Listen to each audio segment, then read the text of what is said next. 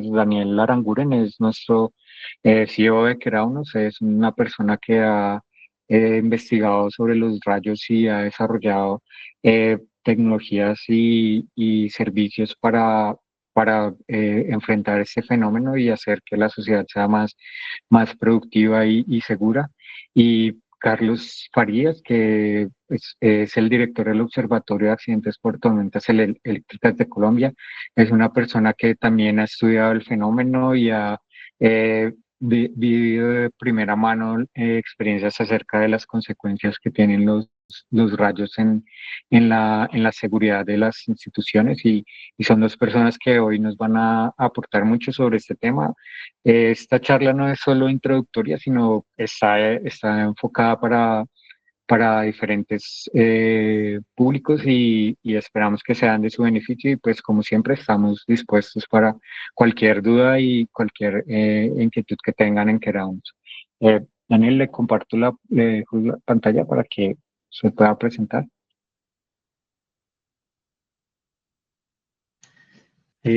Listo, Hernán, y buenos días para todos, y gracias a todos pues por dedicarnos este espacio para hablar de este tema. Voy a compartir entonces mi pantalla, dame un segundo. Eh,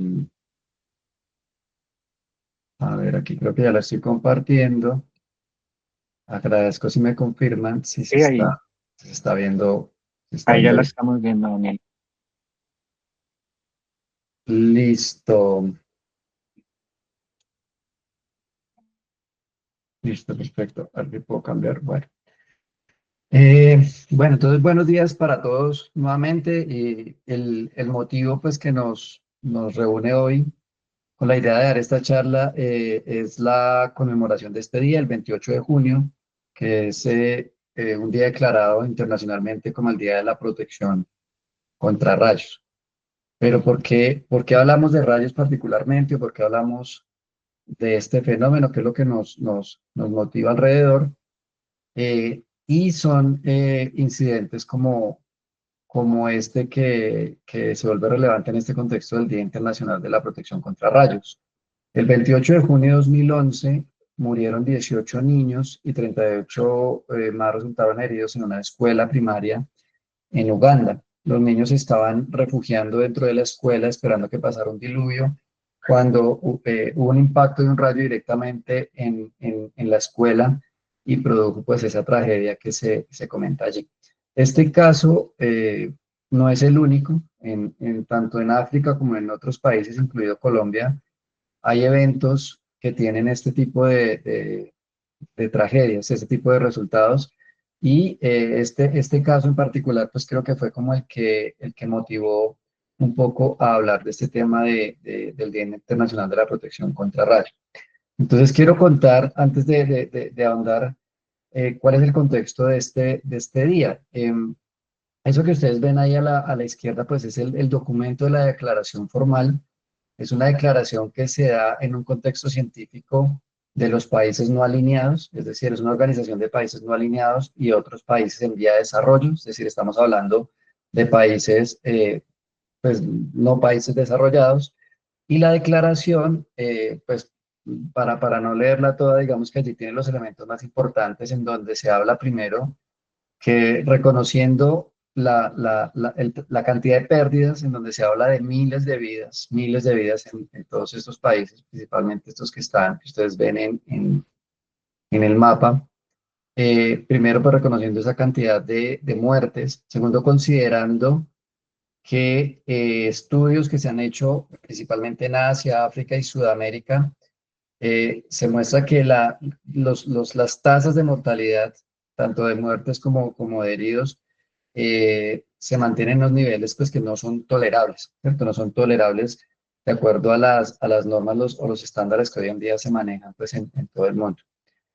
Teniendo en cuenta también que hay una necesidad muy grande de educación pública y de promover la protección contra rayos, y también teniendo en cuenta que se ha demostrado que los esfuerzos científicos han conducido a la reducción de muertes, es decir, en todos los países del mundo se pueden observar tendencias en que decrece la cantidad de fatalidades. Si bien la cantidad de fatalidades se mantiene alta, se ve que hay una reducción en la cantidad de fatalidades y esto se atribuye pues a los esfuerzos en generación de conocimiento y teniendo en cuenta también la severidad de algunos de estos incidentes o de muchos de estos incidentes, en donde este es apenas un ejemplo, el del 28 de junio de 2011, donde murieron pues 18 niños dentro de una escuela.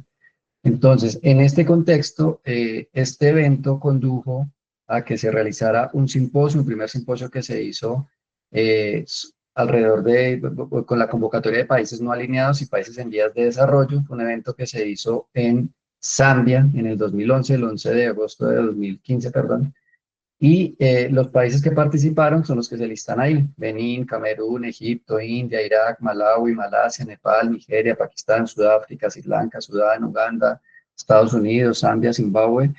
Eh, Estos países, en ese congreso en el que nosotros no estuvimos, no estuvo gente pues de Latinoamérica en general, se hizo esta declaración, ¿cierto? Los delegados de todos estos países, en este contexto de los países no alineados, hicieron esta declaración, declarar el 28 de junio como el Día Internacional de la Protección contra Rayos.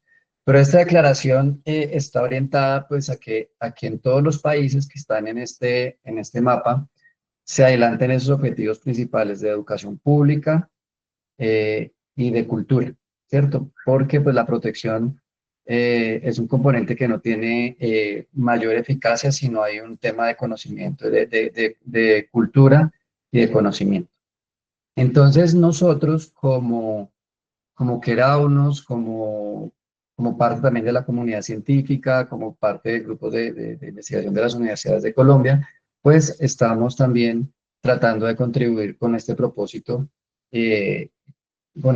pues que se enmarca en todo el mundo. Nosotros como tal, Colombia, si bien pues en este marco de este simposio que se desarrolló, pues no tuvimos la oportunidad de participar, eso era un evento pues un poco lejos, ¿cierto? De difícil acceso, pero eh, nosotros como país pues somos uno de los llamados a liderar toda esta construcción de conocimiento. ¿Y por qué? Porque nosotros también contamos con esas mismas estadísticas en iguales proporciones a las que acabé de comentar. Estos son simplemente unas pocas noticias de todo lo que ocurre con niños en Colombia. Si bien este Día Internacional, pues una de las cosas que lo motivó, pues fue obviamente pues que eran los niños de una escuela. Nosotros podemos acá en Colombia decir que también tenemos una tasa de fatalidad en la que uno puede separar un grupo bastante importante de niños y personas jóvenes. Aquí hay tres casos, ¿cierto? Un rayo, de hecho, este caso es del año pasado, un rayo que mató 5 niños en una escuela en Córdoba, ¿cierto? En una escuela en Córdoba, aquí en Colombia. Una niña que muere alcanzada por un rayo en una playa de Puerto Colombia, en una excursión también. Y un niño indígena que fallece tras caer un rayo en Chigorodó, entre muchas otras situaciones pues, que han ocurrido con niños. Entonces, nosotros nuestras estadísticas pues son igual de alarmantes y preocupantes que las que acabamos de mostrar. Creo que el caso más importante, como siempre lo decimos, el caso que tal vez, no más importante, sino el caso tal vez que se volvió relevante para nosotros, así como este caso de Uganda, para nosotros el caso del Carepa Gaviria también representó un antes y un después. ¿A qué me refiero con esto? Que en el momento de que ocurre esta muerte, recordemos en el año 2004, eh, un rayo le produce la muerte a dos futbolistas en el sur de Cali, ¿cierto? En un campo de entrenamiento.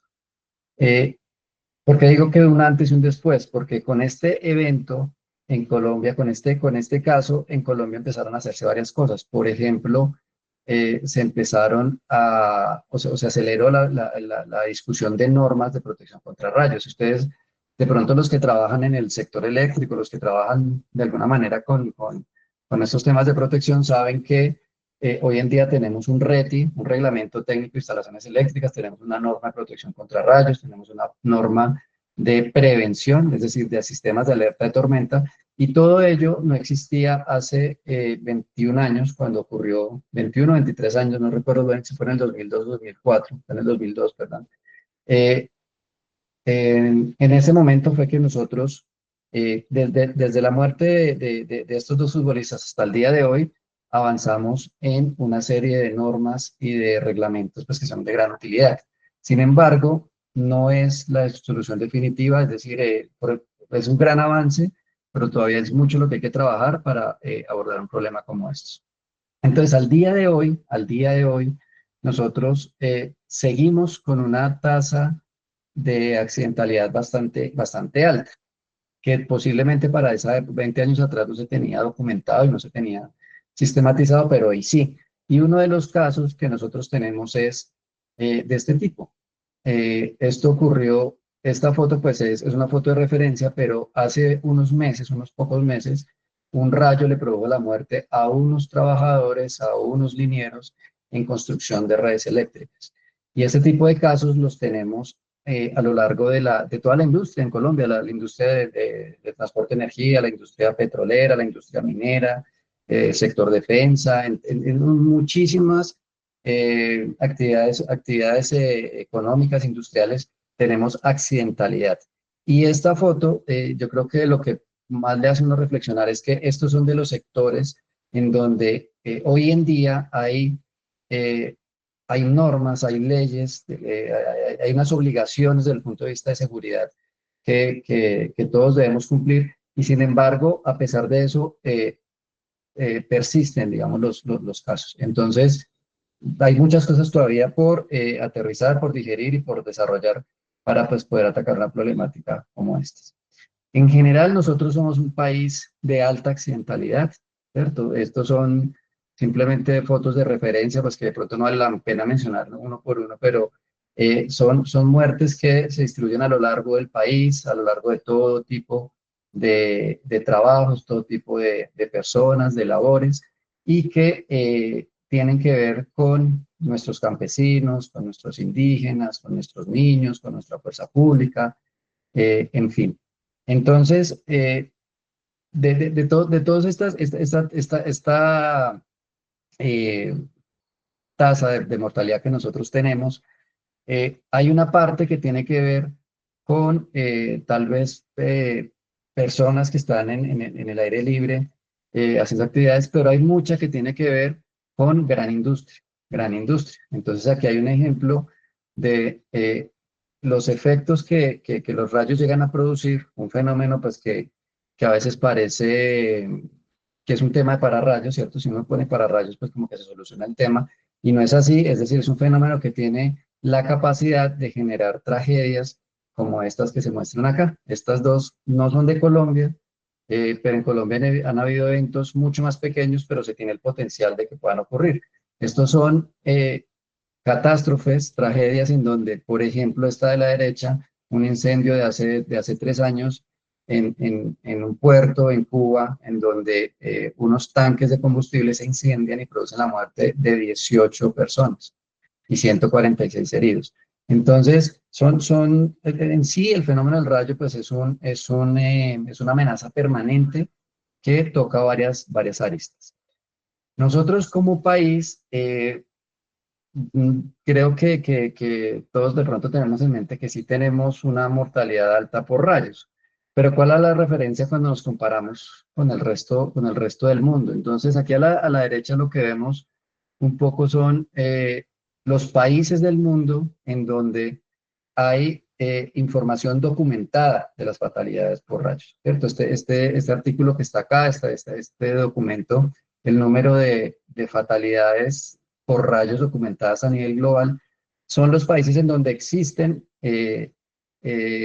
medidas, ¿cierto? En donde se ha documentado, porque en muchos no se ha documentado a pesar de que tienen alta fatalidad. Entonces, nosotros podemos ver arriba toda la situación de África. Sí, de hecho, el caso de los 18 niños ocurrió en Uganda, pero Uganda no es el país que tiene la mayor tasa de mortalidad. De hecho, tenemos en Malawi, el país que más mortalidad tiene en el mundo, 84 muertos por millón de habitantes al año, tienen más de 1000 muertes al año, y Malawi pues es un país pequeñito, es un país pues muy pequeño. Y las fatalidades o las tasas de fatalidad se mueven en eso, entre 1 y 84 muertes por millón de habitantes al año. Y aquí abajo estamos nosotros a nivel de Sudamérica, tenemos 1,8 muertos por millón de habitantes al año. Es decir, estamos un poco por debajo de la referencia de África, pero estamos 10 veces o 100 veces por encima de la tasa de mortalidad de cualquier país desarrollado. Aquí aparece, por ejemplo, Estados Unidos, Australia, Europa, pero todos esos países que aparecen en amarillo tienen tasas que están por debajo del 0,1 o menos de muertes por millón de habitantes al año. Entonces, esta es la condición en la que estamos nosotros, estamos bien, estamos mal. Eh, si nos comparamos con países del centro de África, pues podría ser una tasa menor, pero realmente es una tasa muy alta que afecta pues en general pues nuestra industria y otras actividades. A nivel de Colombia, estos son los sitios en donde se han reportado muertes, ¿cierto? Todos los punticos son un sitio en donde se ha reportado alguna muerte de personas en los últimos 15 años. Y esas muertes se distribuyen pues a lo largo del país, en esas tasas que se ven, que se ven ahí. Y esas fotografías, que de pronto ahora Carlos Miguel las puede de pronto desarrollar un poco más, son pues lo que queda, ¿cierto? Las evidencias que quedan cuando tenemos estas fatalidades, en este caso pues del Ejército Nacional. Eh, ¿Qué podemos decir de ese mapa que se ve ahí? A simple vista ustedes pueden ver, por ejemplo, el Atlántico, toda esta zona alrededor de Barranquilla es una zona donde hay alta mortalidad, pero también en Antioquia, también en los Santanderes, también en el eje cafetero, hay mucha mortalidad en el Cauca y el Valle del Cauca, entre muchos otros lugares. Entonces, yo quiero, antes de darle la palabra a Carlos Miguel para que profundice en cultura principalmente, describir como cuáles los factores de riesgo, cuál es la amenaza que nosotros vivimos en Colombia. Entonces, en Colombia, eh, nosotros estamos ubicados en una zona geográfica que tiene una serie de condiciones que favorecen la ocurrencia de rayos. Los rayos a nivel global, pues está comprobado desde hace décadas que la actividad de rayos se concentra en las zonas tropicales, entre más cerca al Ecuador, se ve la tendencia de mayores zonas con alta concentración de rayos, y también en los continentes, no tanto en los océanos. Entonces, este gráfico muestra con esos colores que se ven ahí, esas zonas negras que están en el centro de África, en Oceanía, y en el caso nuestro, pues como Colombia somos un núcleo bastante importante. Aquí en este mapa está ilustrado Uganda, ¿cierto? El país donde ocurrió el evento, pues que disparó todo este tema de la declaración del Día Internacional de la Protección contra Rayos. Pero pues aquí podemos ver como todo el abanico de países en donde se distribuye como esta amenaza, ¿cierto? Esta amenaza.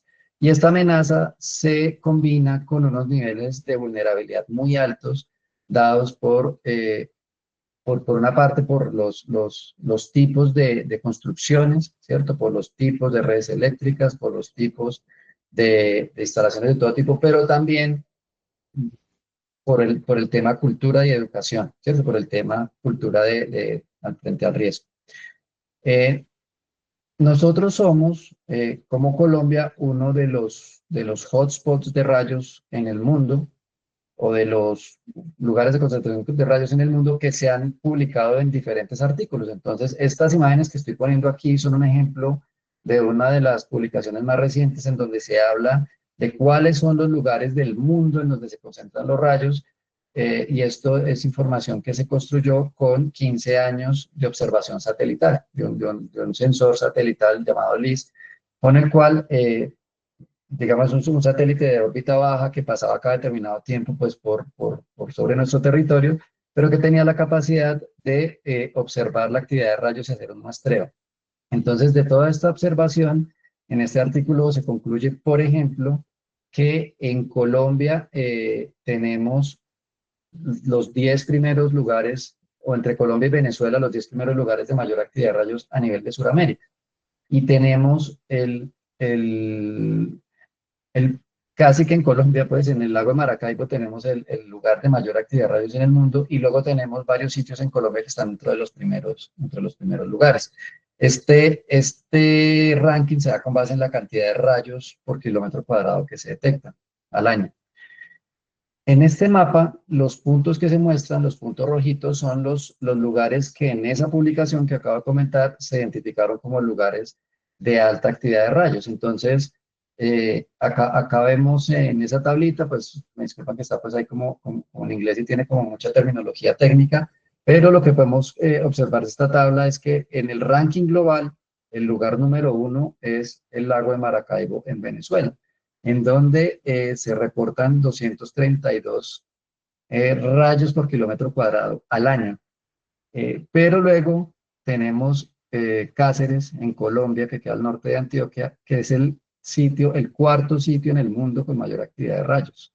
El séptimo es el Tarra, el norte de Santander, el 11 es Norcasia, el 18 Majagual, el 25 Turbo, y así sucesivamente. Entonces, cuando uno mira este mapa de acá, que se ve como que Colombia es un manchón negro, pero como mucho, no sé, como que en otro nivel como más pequeño, ¿cierto? Comparado con África, resulta que por densidad nosotros sí tenemos lugares que están dentro de los primeros de los sitios, que están de los primeros lugares en el ranking. Entonces, estos sitios que están acá son únicamente los que se filtraron con este satélite, se identificaron como con este satélite, pero el problema es extendido por todo el país, ¿cierto? No son solo estos los lugares. Entonces, una de las maneras que nosotros tenemos hoy en día para entender este fenómeno es hacer detección de rayos. La detección de rayos en Colombia eh, se, se inició desde hace cerca de 30 años precisamente por la incidencia tan grande que tenían los rayos principalmente en las redes eléctricas, en los sistemas de transmisión. Y desde finales de los años 90, empresas de transmisión, principalmente ISA, el Grupo de Energía Bogotá, EPM, entre otras, como que hicieron el esfuerzo de empezar con la detección en el país, de traer sensores, instalarlos y ponerlos a funcionar, sistemas pues que no estaban en otros países de América Latina. Realmente en América Latina son muy poquitos los países que lograron empezar o que tienen estos sistemas de detección. Nosotros, como Queraunos, empezamos una nueva red de detección en el año 2011, renovando, pues, viniendo, pues, como esa tradición de redes que se venían implementando antes. Y hoy en día contamos con esta red de detección de rayos que se muestra acá. Son antenas que están distribuidas por todo el país y que permiten identificar cuándo ocurre una descarga, identificar las coordenadas en donde se presenta, y permiten pues construir una base de datos con la cual uno puede estudiar el fenómeno de diferentes maneras. Entonces, hoy en día lo que nos permite hacer este sistema es construir mapas como este que se muestra acá, con parámetros de uso en ingeniería. Este parámetro que se muestra acá, la densidad de descargas a tierra, es el principal parámetro que se usa para diseño en ingeniería, para análisis de riesgo, y nos dice pues la cantidad de rayos que ocurren en un kilómetro cuadrado al año. Fíjense que aquí ya en este mapa tenemos, tenemos las áreas muy bien identificadas, ¿cierto? Ya no son los punticos pues, que mostraban en el mapa anterior, sino que vemos cómo se distribuye la actividad de rayos principalmente pues, en esa zona norte, que, que ya veíamos identificada, pues que es esa región que une Colombia con Venezuela. Y nuestras densidades llegan a tener 70 rayos por kilómetro cuadrado al año, que son datos, si hacemos una comparación, a nivel de Europa los datos más altos llegan al orden de 10, 12 rayos por kilómetro cuadrado al año, en Estados Unidos tal vez un poco más, pero en general son valores que están casi que un orden de magnitud por encima de cualquier otro país, principalmente los países desarrollados. Entonces, con base en estos sistemas de detección que hoy en día también ya presentan una alta precisión y una alta eficiencia, es decir, los sistemas que teníamos a finales de los 90 comparados con los que tenemos hoy en día, tenían unos errores muy altos, unas eficiencias muy bajas, Y hoy en día este sistema de detección, por ejemplo, nos permite hacer mapas como este que se ve acá de un departamento de Colombia, de Cundinamarca. Mapas de alta resolución en donde se puede identificar con claridad en dónde están las zonas de alta y baja eh, densidad de rayos. En este caso de Cundinamarca, por ejemplo, que es un ejemplo como, como ocurre en todos los departamentos de Colombia, tenemos una zona de altísima actividad de rayos hacia el Magdalena Medio, ¿sí ven? Esa parte norte de, de Cundinamarca, que es la parte pues, más baja, hacia el río Magdalena tiene densidades muy altas y tenemos densidades muy bajas en las partes más altas de la cordillera. Pero fíjense, si nos ubicamos aquí en Bogotá, si ustedes se ubican más o menos donde queda Bogotá, en toda la mitad de Cundinamarca, fíjense que allí hay un manchón de color verde que contrasta con el azul de lo que está a los lados. ¿Qué significa eso? Hay unos efectos que tienen que ver con las ciudades, con los sitios donde se cambia el uso del suelo, con alteraciones a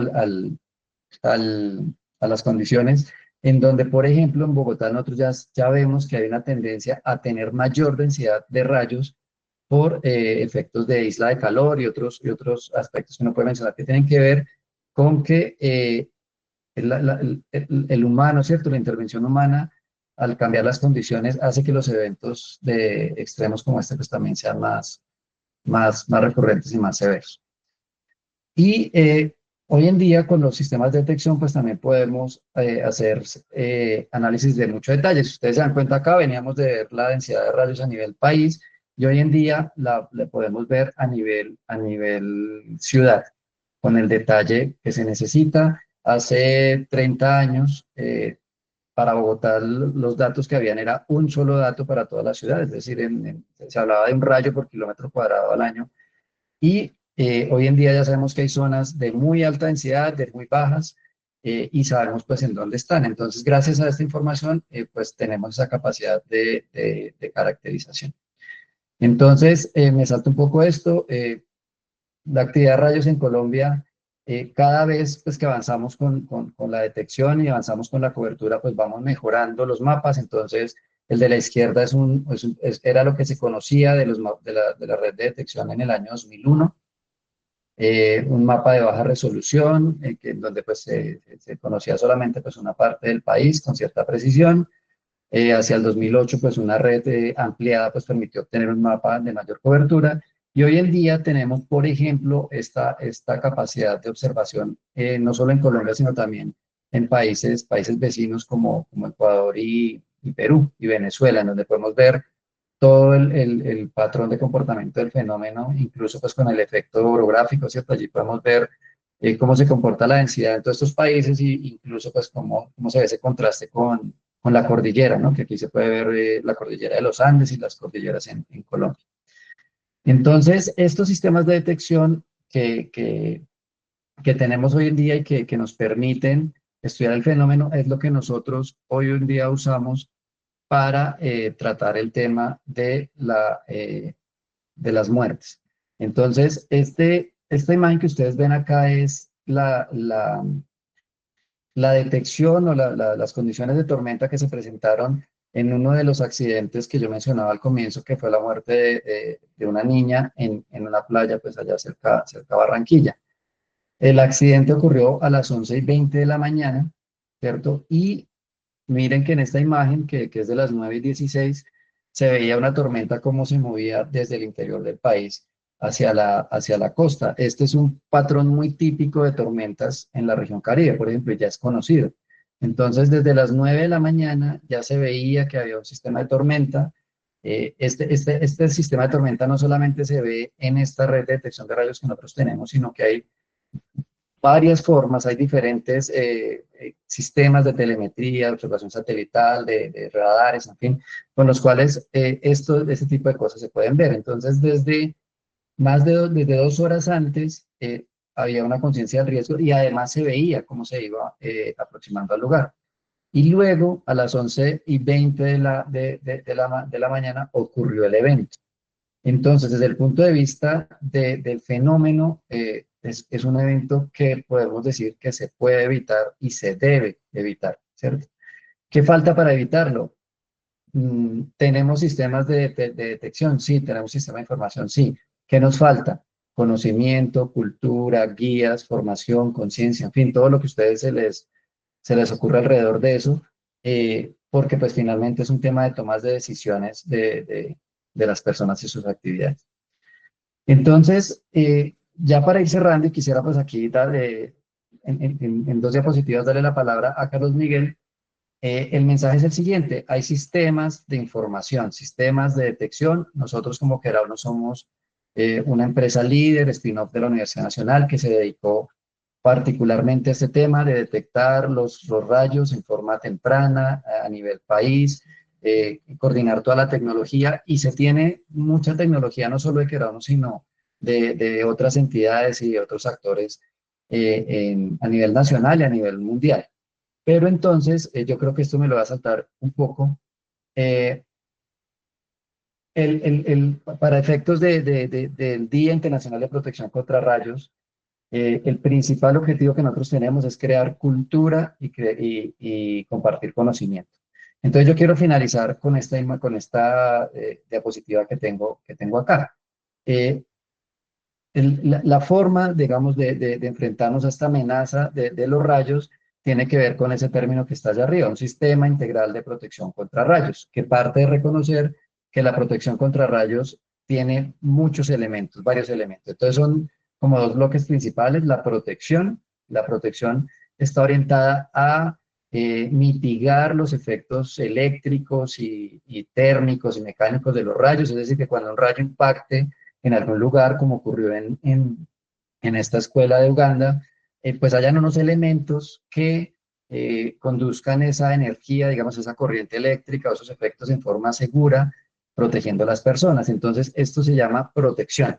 Y de esta protección nosotros ya tenemos una norma, la NTC 4552, que ya tiene más de 20 años, 2000, no perdón, casi 20 años, pero es una norma que ya hoy en día la ingeniería colombiana la ha interiorizado y la usa, pero hay que conocerla y hay que aplicarla bien. Pero por el otro lado tenemos la prevención, que creo que es el principal punto débil y que es el propósito que queremos abordar.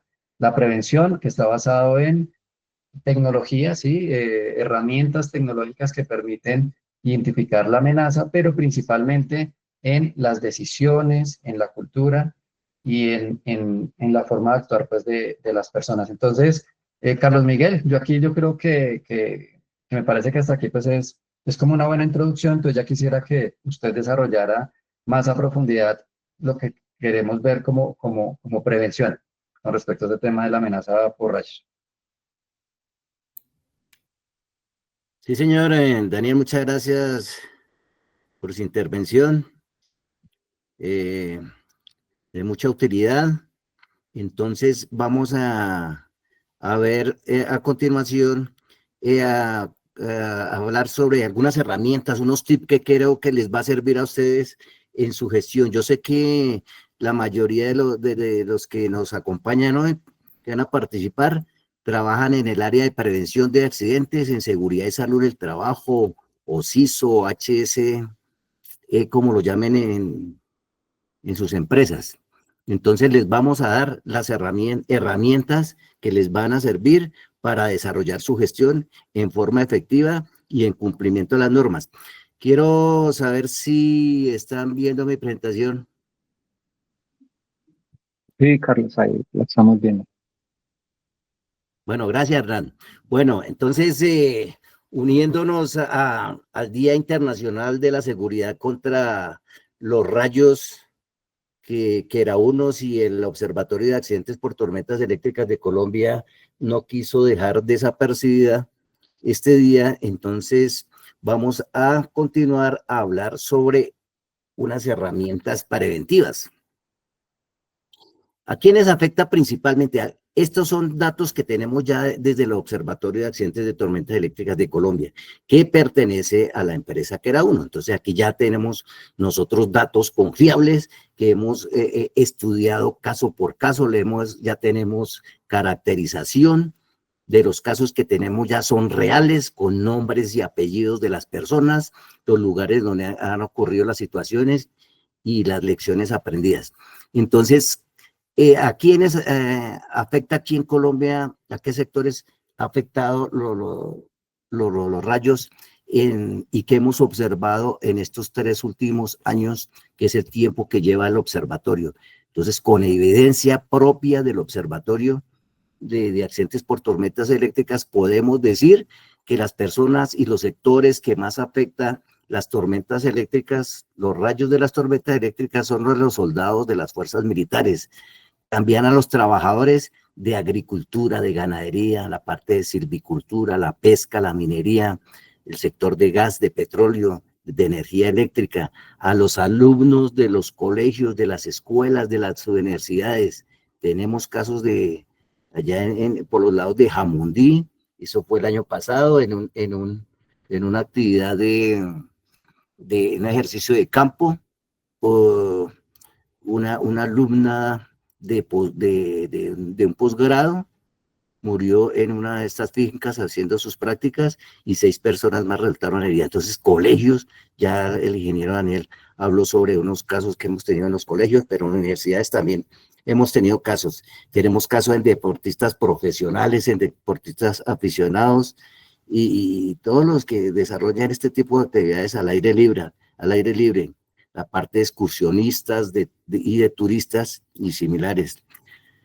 Los miembros de las diferentes etnias indígenas, al lado de la Guajira, al lado de la parte de Chocó, en la parte del Golfo Antioqueño, en esa parte hemos tenido también, las etnias indígenas han sido afectados. Y mucho trabajador también informal en el área rural. Y aquí tenemos el mapa, los mapas que hemos desarrollado en los 3 años que lleva el observatorio. Entonces, ustedes observan la accidentalidad real. Estos puntos que ustedes observan acá son donde se han producido fatalidades. Año 2023, 75 accidentes con 59 muertos y 53 heridos. Estos son los datos que tenemos nosotros del observatorio, pero consideramos de todas maneras que sí hay subregistro. Hay subregistro, o sea que el problema puede ser mayor, pero estos son los datos reales que tenemos nosotros confirmados. En el año 2024, pues la accidentalidad fue menor, y esto se atribuye porque realmente fue un año con una temporada seca. Pero si ustedes observan el año 2025, ya superamos la accidentalidad en lo que va transcurrido el año, ya superamos la accidentalidad del año pasado. Este año ya llevamos 16 accidentes registrados que han arrojado 20 muertos y 15 heridos. ¿Y dónde ocurren principalmente? Pues ocurre en la parte de la costa atlántica, ocurre esta accidentalidad. En la parte del departamento del Córdoba, mucha accidentalidad por los lados de Montelíbano,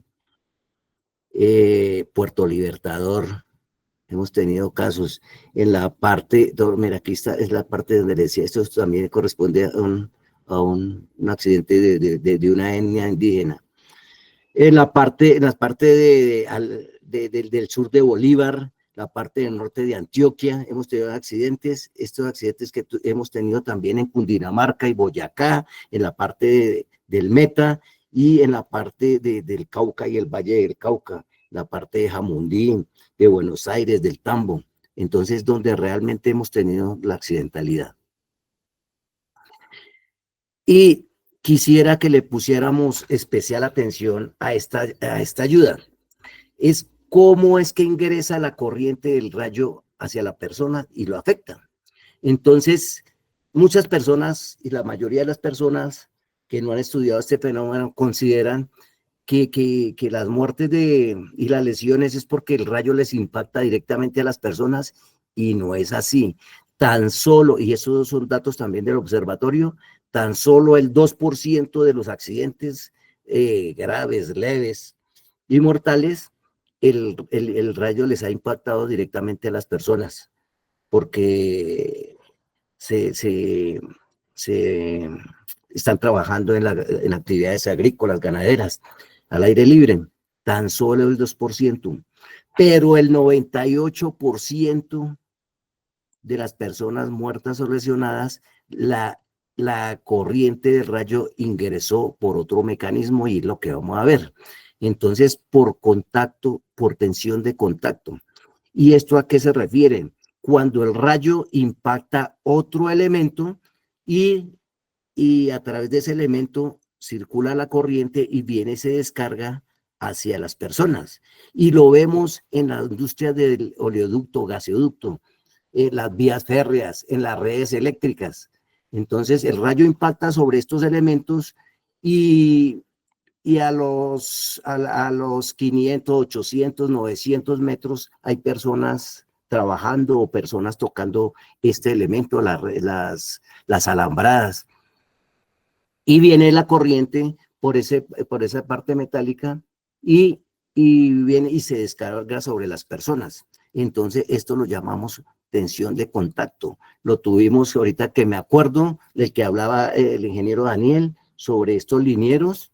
Entonces, el rayo impactó a unos 200, a unos 500, 800 metros y vino y se descargó en estas personas. Lo mismo tuvimos casos en gasoductos. Entonces estaban cambiando una tubería, un registro estos de paso, y el rayo les impactó 800 metros y vino y se descargó, y hizo arco, y como en esa parte donde estaban cambiando la válvula había gas, pues de todas maneras es un gas residual, pero había suficiente gas para producir fuego, y quemó a las personas que estaban haciendo mantenimiento.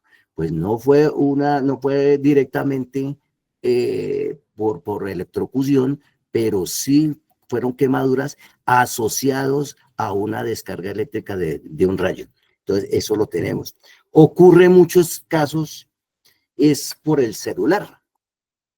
Entonces la gente, y existe ese mito que es que el celular atrae los rayos y no hay tal. Los rayos realmente ingresan pues afectan a las personas cuando están utilizando el celular, es porque cogen el celular, lo enchufan a las redes y empiezan a hacer sus llamadas. O si no, así no estén haciendo llamadas, pero lo dejan al lado donde están descansando, donde están durmiendo. Esto pasa mucho, lo hemos visto en las tropas de ejército. Y vienen los rayos, impacta sobre las redes eléctricas y viene y se descarga sobre el celular y es donde los afecta. Entonces, todo esto es tensión de contacto. Entonces, lo tenemos que conocer y evitar herramientas y hacer herramientas para prevenir este tipo de novedades. Entonces, por ejemplo, en las áreas remotas, en estas destacadas, ¿qué se puede hacer? Pues la gente tiene que estarse comunicando con su familia, pero hacer centros de recarga de celular para evitar que las personas lleven con extensiones eléctricas los celulares a donde están descansando. Entonces, centros de recarga celular, y estas son herramientas que se pueden tener. Otro tipo de mecanismo que ingresa la corriente del rayo sobre las personas es por la tensión de paso. ¿Y esto a qué se refiere? Cuando el rayo impacta directamente sobre la Tierra y empieza a disiparse, pues eso es el fenómeno, así es que se disipa la corriente del rayo, inclusive cualquier otro tipo de corriente alterna y corriente continua, y también la corriente del rayo, y empieza a disiparse en formas concéntricas. Entonces, imagínense ustedes cuando, y lo han visto, cuando hay agua en reposo y lanzan una piedra y empieza a disiparse por onda, empieza a producir unas ondas. Así se produce y se disipa la corriente del rayo. Entonces, aproximadamente cada 80 centímetros hay una tensión diferente. Entonces, si tiene la persona un pie en una tensión y otro pie en otra tensión, esta diferencia de potencial es la que circula a través del cuerpo porque hay menos resistencia en el cuerpo, porque el cuerpo está conformado por un gran porcentaje de agua y es menor la resistencia que es de la tierra, y este potencial es la que ingresa y afecta a las personas. Este caso lo observamos mucho y ustedes los han visto, por ejemplo, en esos partidos de fútbol, cuando cae un rayo cerca a la cancha, o en la cancha, o en el arco, y se desploma 1, 2, 3, 5 jugadores. Entonces es por este efecto, por la tensión de paso.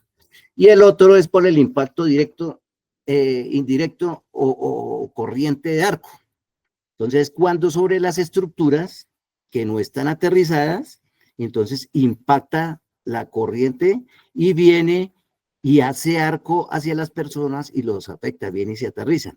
Inclusive he visto casos reales donde estas estructuras han sido de madera y no importa, están húmedas, un poco en Guadua, y impacta y viene y la corriente y hace arco, porque es que afortunadamente para los que investigamos estos casos, la corriente deja huella por dónde circula y dónde se aterriza. En las personas deja huella, en los zapatos deja huella, en la tierra deja huella.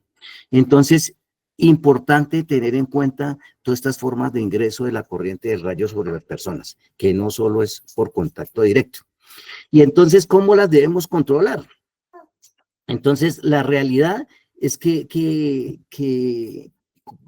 ustedes ya vieron la exposición de Daniel, tenemos unos factores de riesgo presentes, es evidente, tenemos muertes en los diferentes sectores económicos, inclusive en la parte no laboral, y que originan muertes y lesiones. Entonces tenemos que garantizar una adecuada seguridad y aparte adecuada también oportuna. Por ejemplo, oportuna me refiero cuando con los sistemas de alerta temprana que sean eficientes. Y evitarnos todos estos mitos, porque es que hay veces uno haciendo estas investigaciones se aterra todavía a uno que le responden, oiga, no, es que esos fueron designios de Dios, es que eso fue mala suerte de él le tocaba. Y no, eso no pasa nada, ¿no? Dejemos eso así que mi Dios lo protege.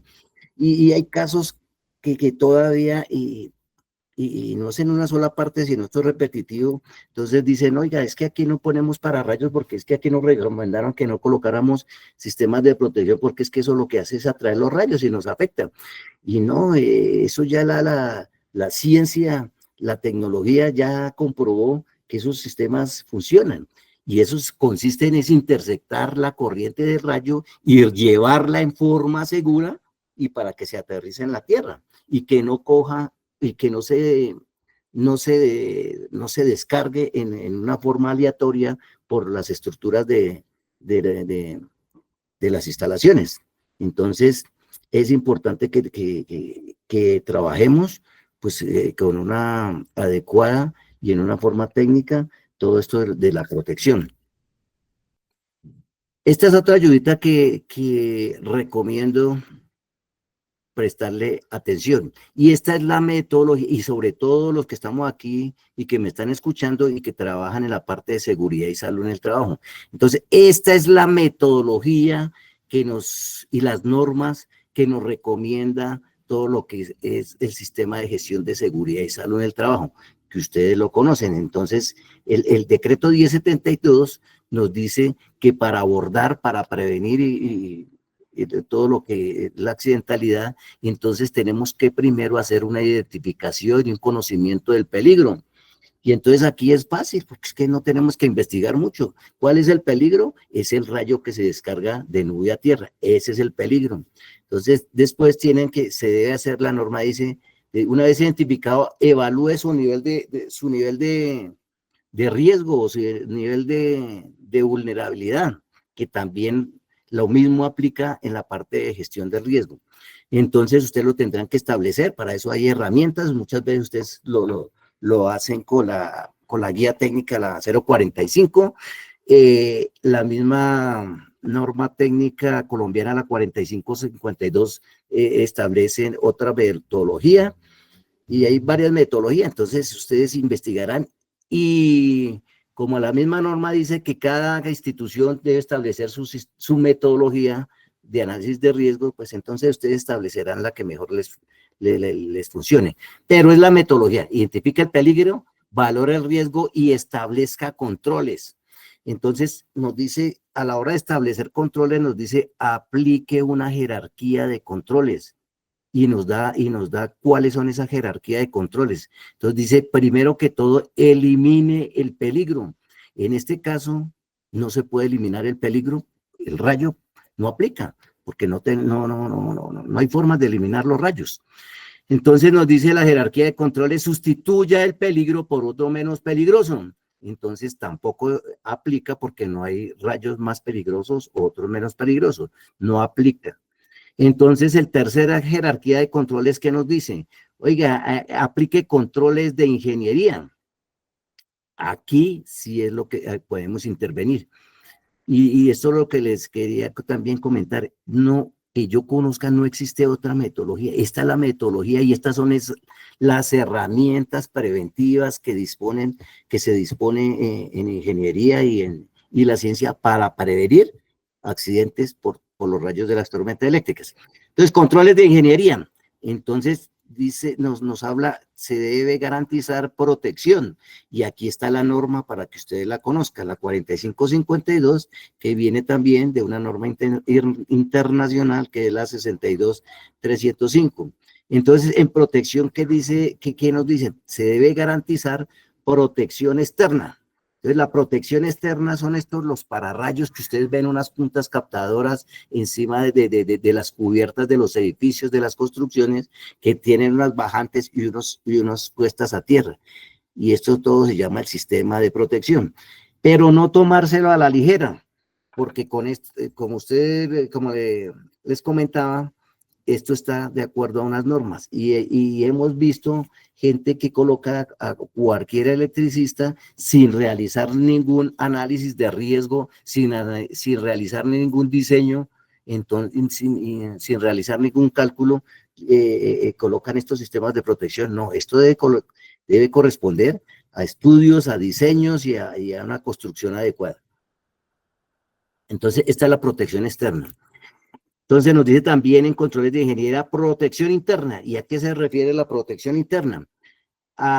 Son unos dispositivos que comúnmente se llaman DPS, que se instalan en las redes eléctricas para evitar que la corriente del rayo de estas sobretensiones ingresen a las instalaciones, dañen los equipos o afecten a las personas.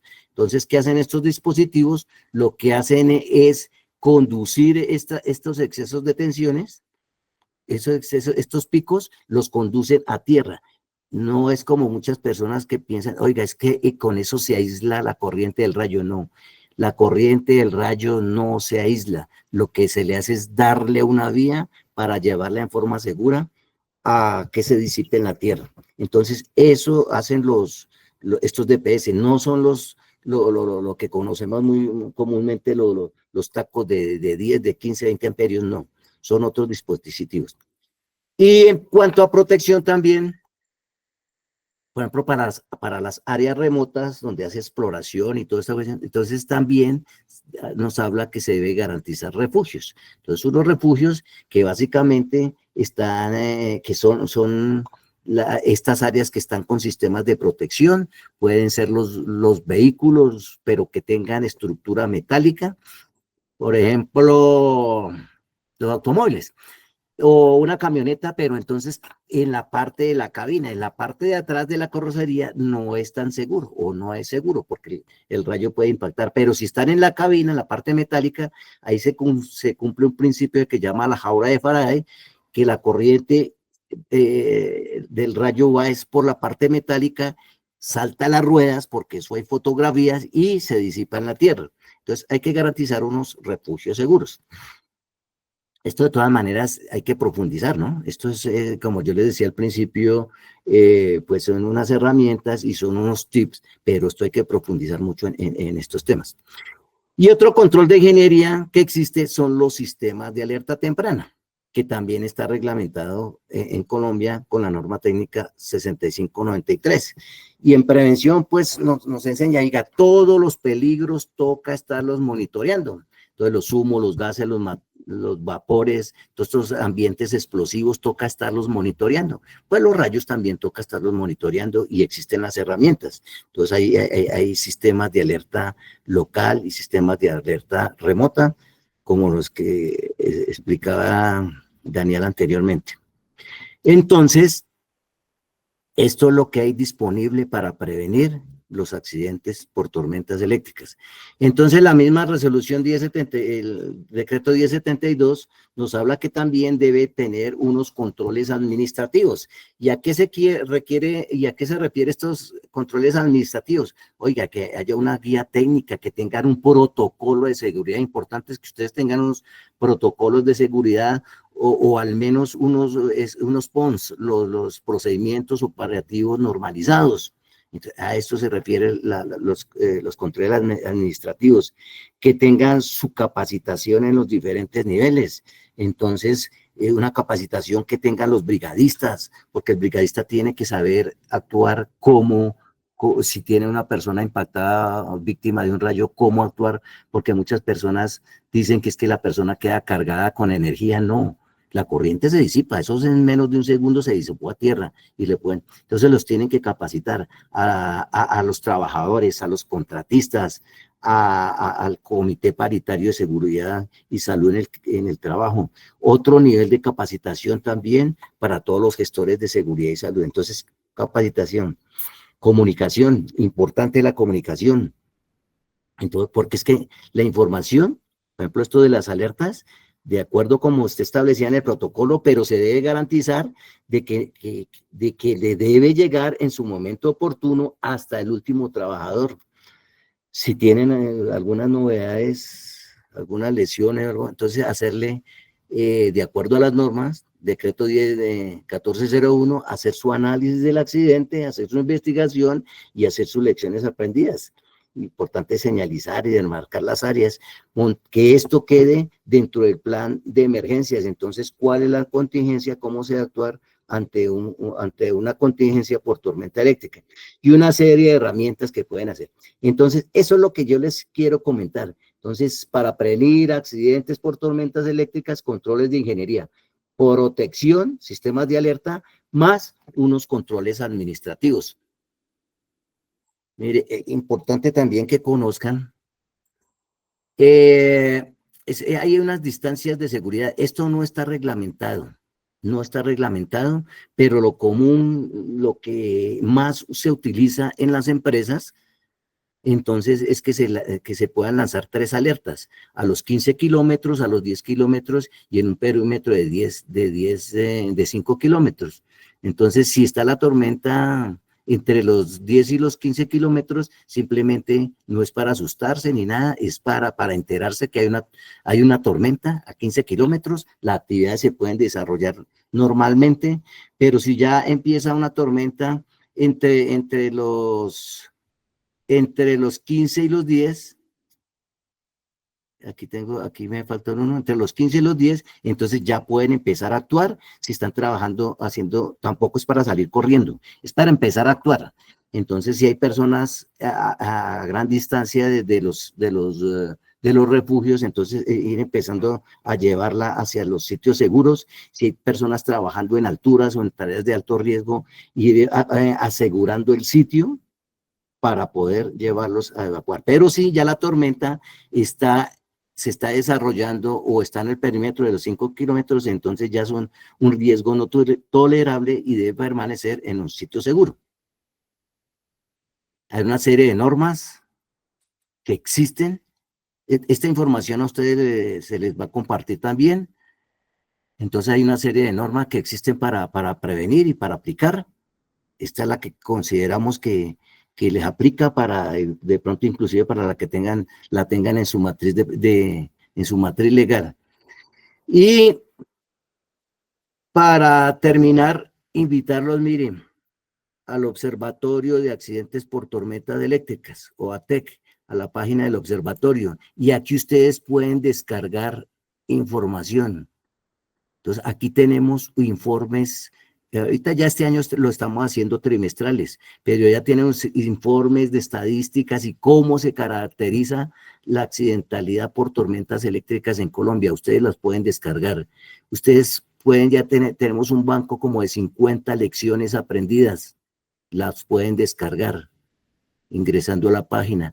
Ustedes pueden descargar 2 guías técnicas, una para trabajo seguro con exposición a tormentas eléctricas y otra Esto es en la parte laboral, y en la parte extralaboral, una guía también para gestión del riesgo por tormentas eléctricas en aglomeraciones de público, para que ustedes, si les interesa, entonces descargarlas ahí. Ustedes pueden descargar también las normas de seguridad de carácter general y adecuarlas a sus... Esta norma, por ejemplo, es importante, es muy resumida. ¿Qué hay que hacer en caso de una tormenta y qué no hay que hacer? Y las adecúan a sus centros de trabajo. Ese es un compendio de normas que nosotros hemos logrado copilar después de 3 años de estudio, otro y de análisis. Algunas acciones que pueden salvar vidas, esto les sirve a ustedes para las carteleras también. Protocolos de seguridad, tenemos algunos protocolos de seguridad y a ciertas empresas que nos solicitan, nosotros les ayudamos a construir sus protocolos propios de seguridad. Aquí unos enlaces para que descarguen las normas, porque de todas maneras esto pues son normas, tienen su restricción, pero sí está el enlace donde las pueden adquirir y donde pueden también consultar para los diferentes cursos.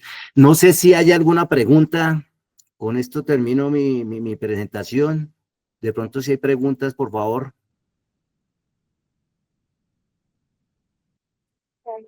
Carlos, Juan González escribe en el chat, ¿qué concepto tienen sobre los llamados dispositivos con pensador de campos eléctricos variables, PDC, DDC?